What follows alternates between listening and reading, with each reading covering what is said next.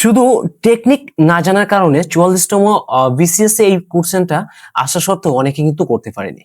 তো চলুন আজকে এই ম্যাথটা 30 সেকেন্ডের ভিতরে আমরা কিভাবে সলভ করতে পারি সেটা আপনাদের দেখাবো।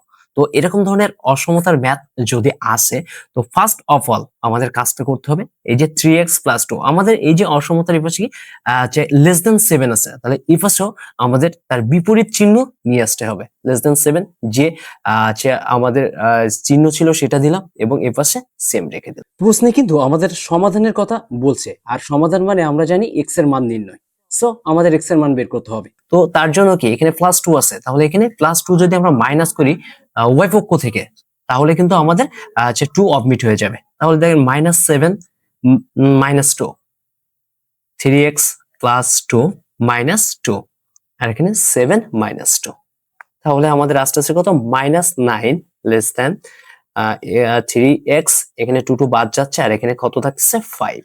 এখন আমাদের 3 যদি বাদ দিই তাহলে কিন্তু আমরা x এর মান পাচ্ছি। তাহলে যদি 3 দ্বারা উভয়ের সব পক্ষকে আমরা ভাগ করে দিই তাহলে কি আসতেছে -9/3 লেস দেন 3x/3 আর 5/3, তাহলে আসতেছে কত -3 লেস দেন কত আসতেছে x লেস দেন কত 5/3। তাহলে আমাদের এইটা হচ্ছে আমাদের অ্যান্সার। তাহলে আমাদের আলটিমেটলি অ্যান্সার কত বলতে পারছি, এখানে গ নাম্বারটা কিন্তু আমাদের অ্যান্সার।